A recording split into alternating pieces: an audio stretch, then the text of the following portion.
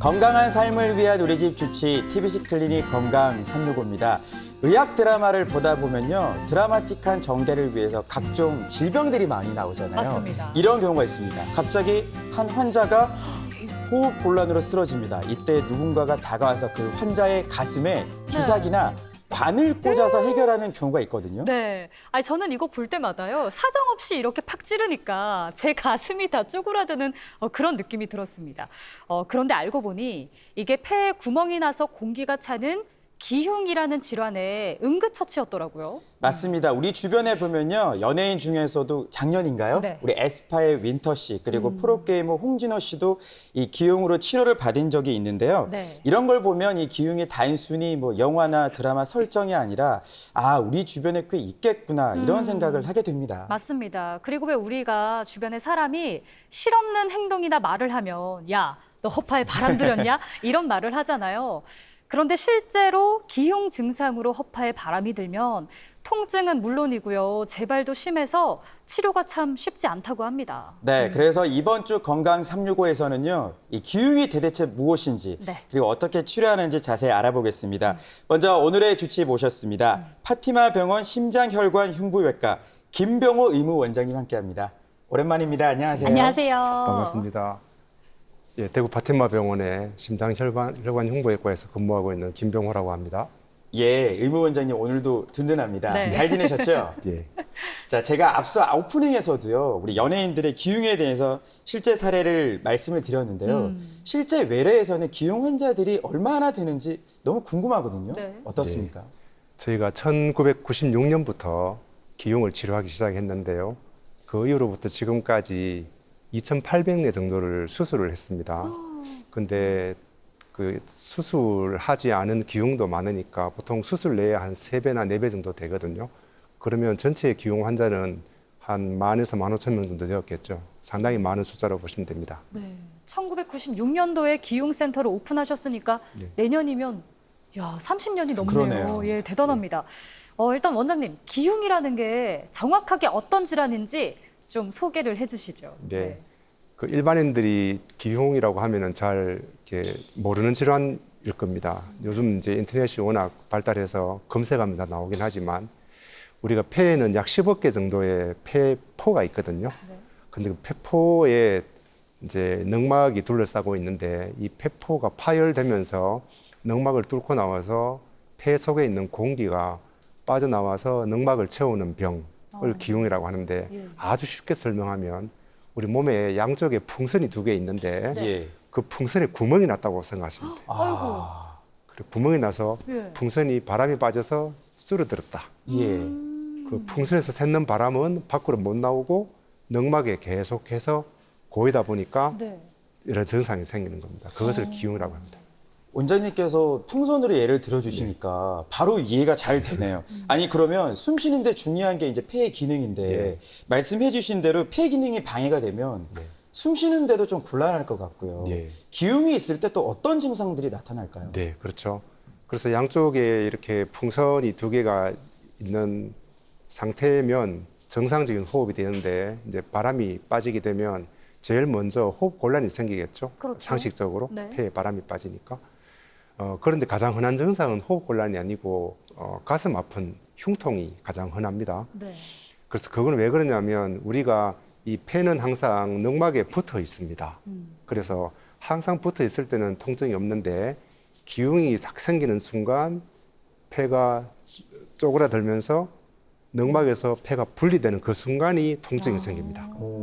그러다가 다시 기침을 하거나 운동을 하면 떨어졌던 폐가 늑막에 다시 붙게 되고 그때 또 통증이 있습니다. 네. 그러니까 가만히 있을 때는 통증이 없는데 움직이거나 눕거나 운동할 때 가슴 아픈 게 가장 특징이고요.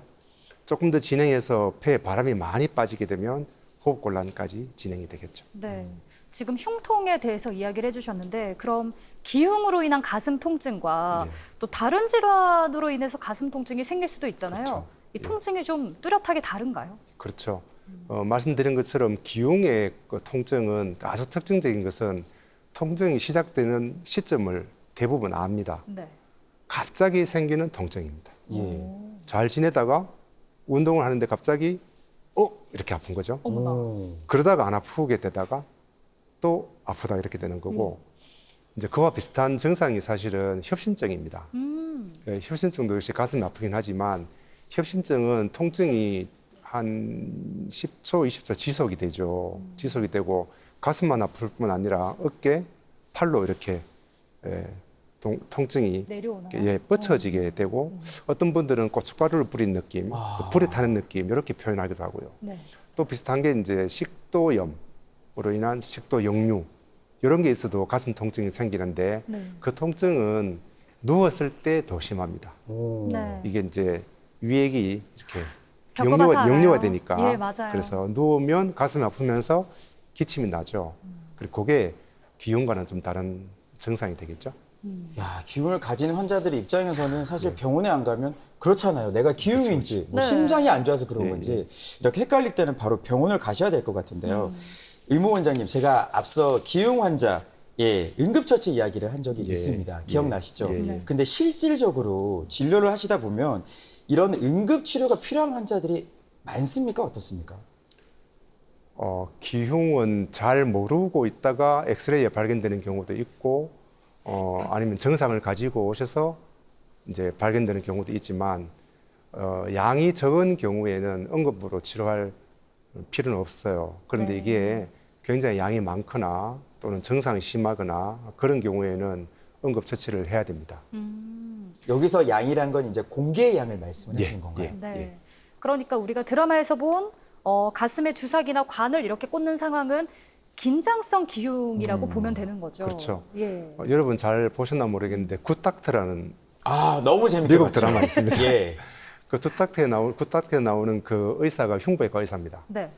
예, 자폐증 가진 흉부외과 의사는 제 첫 장면이 공항에 어느 사람이 지나가는데 위에서 뭐 떨어지죠. 예. 맞아요. 떨어지면서 그 파편이 이제 가슴에 이제 상처를 내게 되고 예.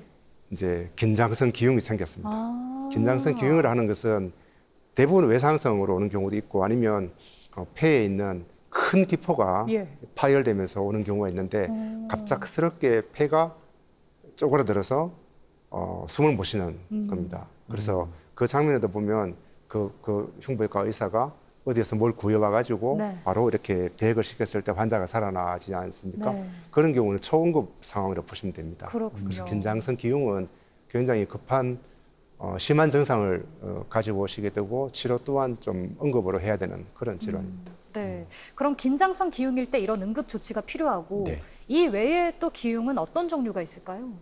그래서 이제 기흉은 우리가 1차성 기흉이 있고 2차성 기흉이 있어요.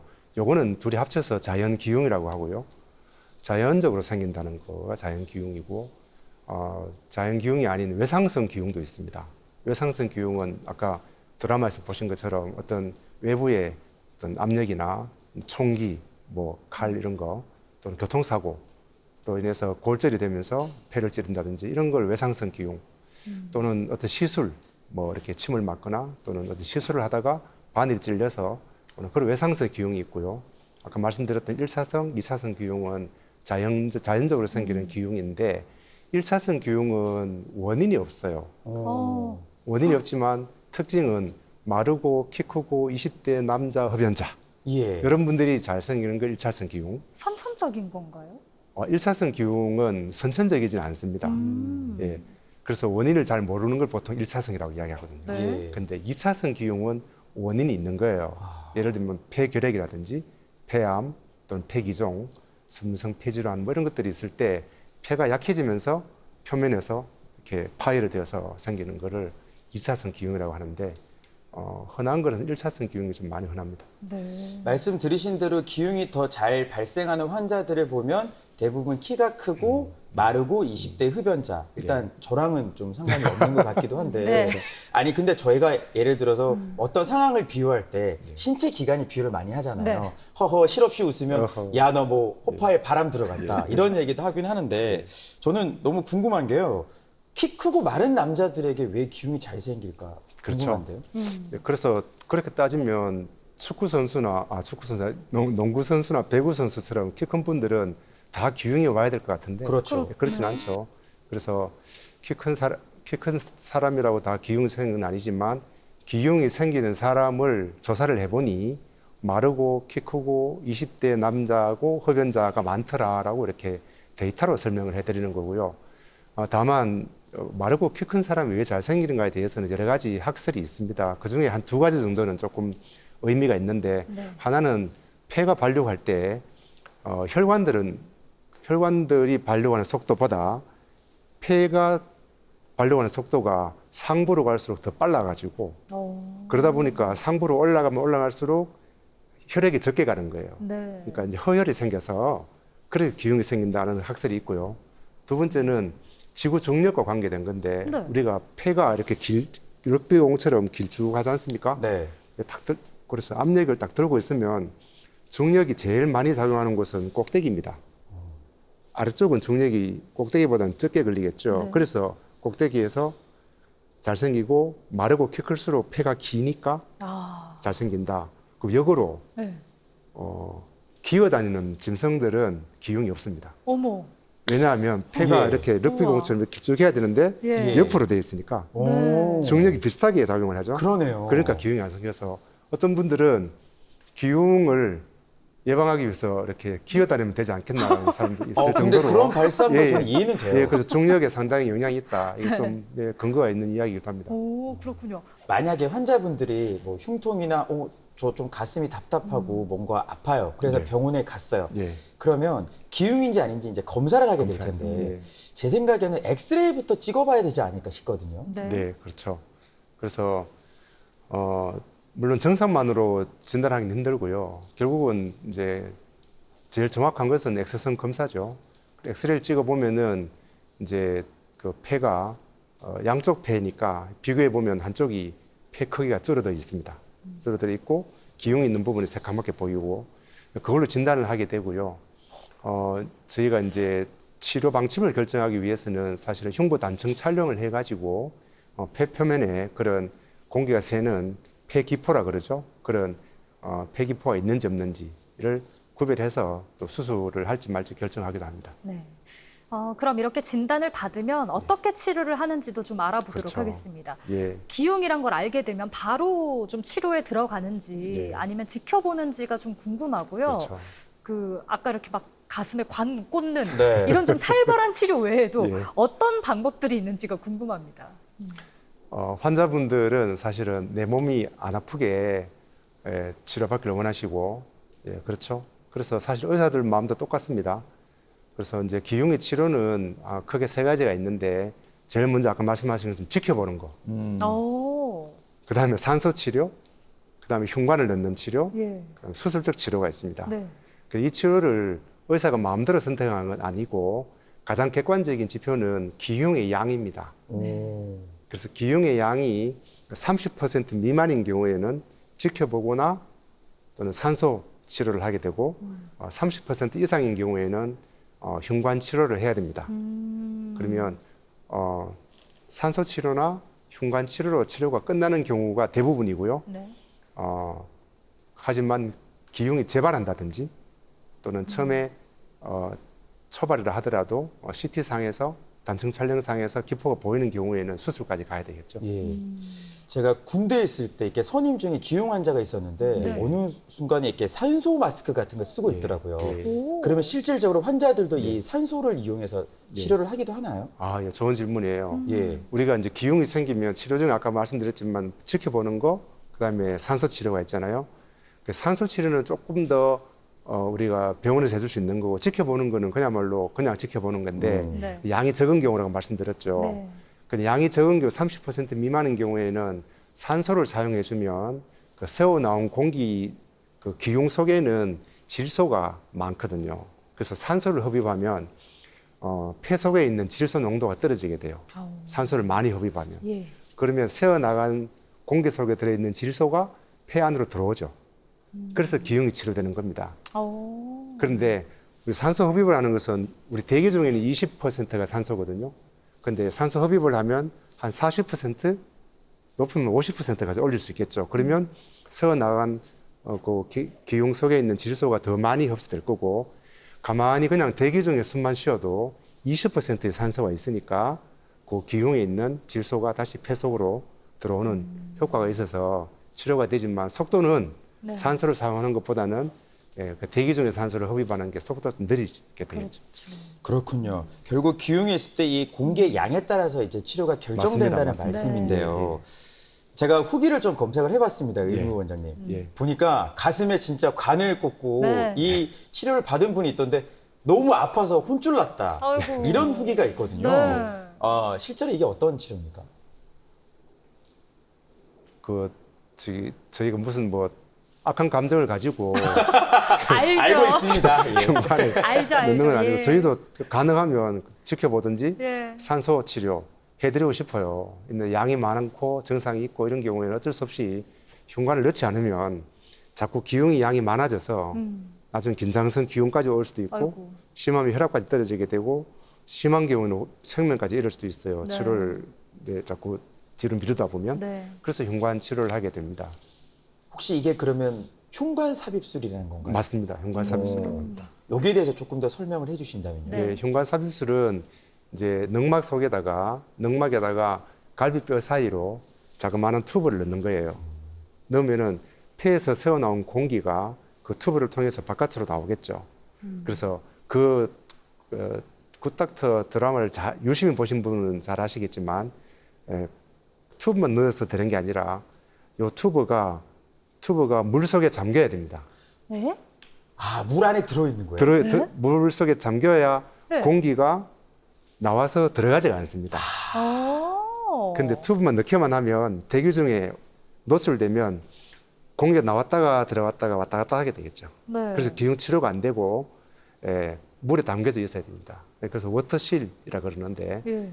그래서 그거 보면 어디 가서 병을 구해와가지고 맞아요. 물병 같은 데 물병에다가 안에다가 그 튜브를 예. 이제 잠기게 하죠. 그래야 나왔던 공기가 들어가지 않거든요. 그래서 그냥 우리가 이제 예를 들어서 교통사고 난다든지 이렇게 해서 갑자기 기흉 환자를 제가 발견했다 하더라도 어떤 데라면 뭐 이렇게 볼펜을 막 꼽고 하거든요. 맞아요. 예. 꼽는 자체로 치료가 되는 건 아닙니다. 그게 담겨져야 된다 어딘가에. 그래서 그 장치를 빨리 구해야 되겠죠. 네. 안 되면 무슨 병이라도 구해서 물이라도 담아놓고 거기다 튜브를 연결해야지 치료가 되는 거죠. 네.